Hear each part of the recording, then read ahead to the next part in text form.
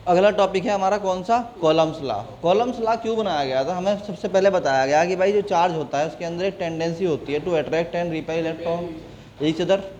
तो हम जब कहते हैं कि भाई वो चार्ज जो होता है वो रिपेल और अट्रैक्ट करता है एक दूसरे को, तो इस हिसाब से उसके अंदर कोई फोर्स भी लगती होगी, तो उस फोर्स को कैलकुलेट अगर करना है तो उसके लिए बनाया गया कॉलम्स लॉ। तो कॉलम्स लॉ के लिए जो है क्या रूल है, सबसे पहले लिखेंगे टॉपिक का नाम, that is columns law. Columns law, ठीक। कॉलम्स लॉ शुरू करेंगे यहाँ से। देखो भाई ये दो चार्जेस हैं, एक है Q1, क्या है Q1, चार्ज है Q1, और एक है चार्ज Q2। और ये कुछ भी हो सकते हैं, दोनों पॉजिटिव भी हो सकते हैं, दोनों निगेटिव भी हो सकते हैं, और दोनों में से एक पॉजिटिव एक निगेटिव भी हो सकता है। इनके बीच की डिस्टेंस है R। कितनी डिस्टेंस है, R, ठीक। तो नियम ये कहता है कि जो फोर्स बिटवीन द चार्ज होगा वो प्रोपोर्शनल होगा उनके प्रोडक्ट के, यानी Q1 Q2 के मल्टीप्लाई के होगा, ठीक। और जो F होगा फोर्स वो प्रोपोर्शनल होगा 1/r² के, ठीक है। इस वाले लॉ को बोलते हैं, याद रखना, इन्वर्स स्क्वायर लॉ। इसीलिए बोलते हैं क्योंकि इसमें डिनोमिनेटर में स्क्वायर आता है, किसका, डिस्टेंस का, ठीक है। ये सेम है हर जगह। तो F proportional Q1 Q2 over r²। तो हम दोनों को कंबाइन करेंगे तो F प्रोपोर्शनल हो जाएगा Q1 Q2 ओवर r² के। बताओ भाई समझ में आया कि नहीं आया। और जब कोई भी प्रोपोर्शनलिटी आती है फिजिक्स में तो प्रोपोर्शनलिटी को हटाया जाता है कांस्टेंट से। बताओ हटाया जाता है कि नहीं हटाया जाता है। तो हम कहेंगे कि भाई F जो है वो इक्वल आ गया कांस्टेंट, यानी 1/4πε0 Q1 Q2 ओवर r²।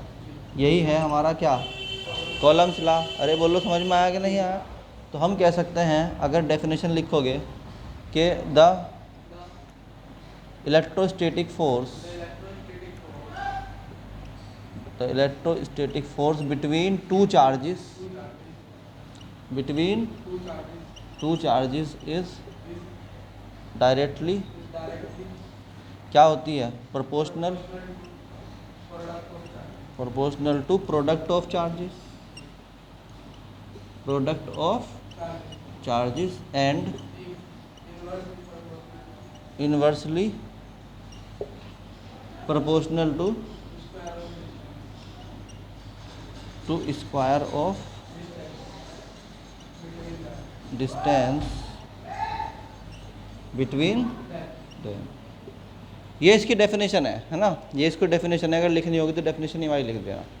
दूसरी बात क्या है इसमें, तो इसमें क्या है, दूसरी चीज़ क्या है इसके अंदर कि अब ये जो कांस्टेंट आया है 1/4πε0, इसके बारे में बताना है कि ये क्या चीज़ है।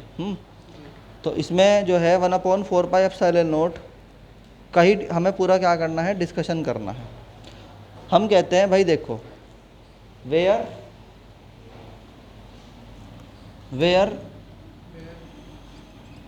1/4πε0 जो है वो क्या है, 9 × 10⁹ newton into metre square over coulomb square.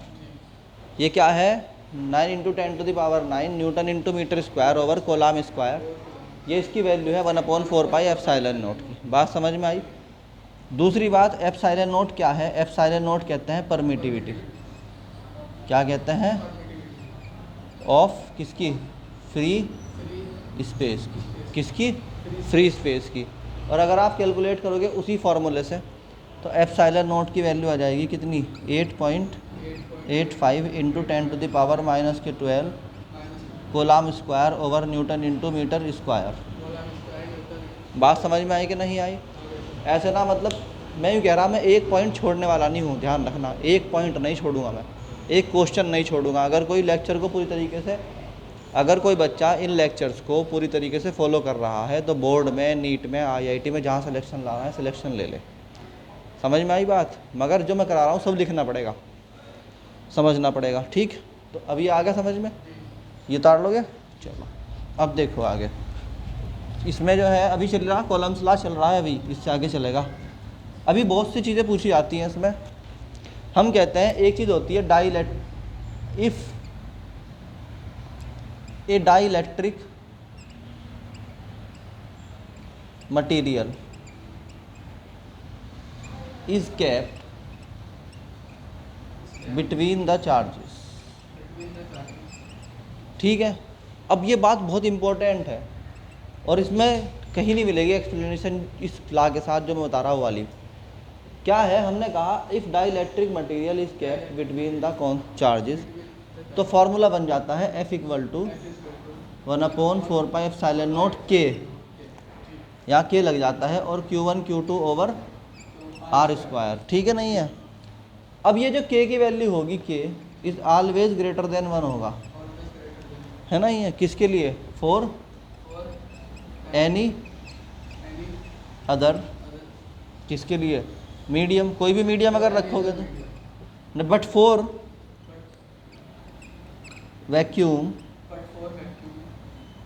And air, अगर वैक्यूम है या एयर है तो क्या होगा, K की वैल्यू 1 होगी। इसको याद कर लो अच्छी तरीके से, बात समझ में आई।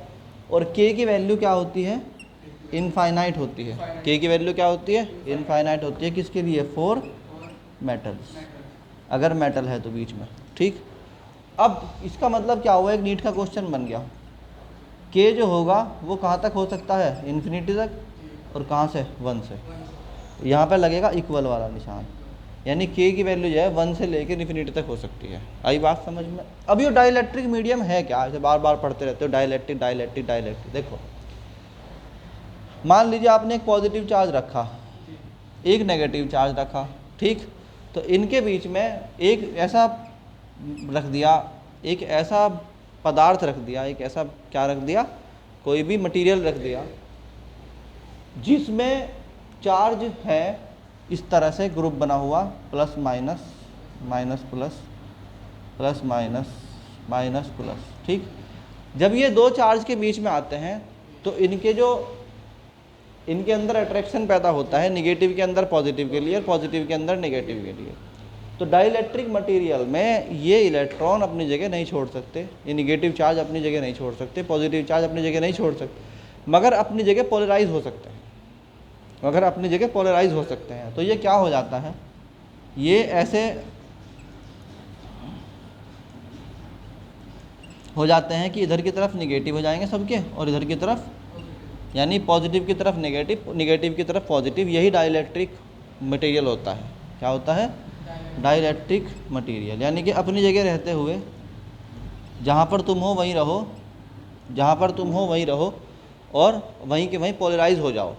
तो ये क्या करते हैं, अगर इलेक्ट्रिक फील्ड तुम्हारा इधर की तरफ बन रहा है अपना, तो ये अपना इलेक्ट्रिक फील्ड अपोजिट बनाते हैं ई के, तो ये इलेक्ट्रिक फील्ड को कमज़ोर कर देते हैं, इसलिए हम इसको इन्वर्स में रखते हैं के को। आई बात समझ में है, ये इसका कंसेप्ट है। ठीक, इसको अच्छी तरीके से नोट, समझ में आ गई ये वाली बात। अब एक क्वेश्चन है इसका, वो कराता हूँ। ये क्वेश्चन जो है ना, मैं कह रहा कि सारे क्वेश्चन हैंड टू हैंड करते जाओ, एक तो एनसीईआरटी के नोट्स तैयार हो जाएंगे, उसके बाद फिर नीट लेवल के, है ना। एक ऐसा मटेरियल मेरे पास है कि अगर वो कोई बच्चा कर ले तो नीट में एक भी क्वेश्चन उसका रह नहीं सकता कि इसका क्वेश्चन रह जाए, यानी सारे क्वेश्चन कर देगा 45 के 45, और आईआईटी में भी। ठीक है, वो इसी सीरीज़ में आएगा, इसी प्ले लिस्ट में आएगा। तो अब देखो,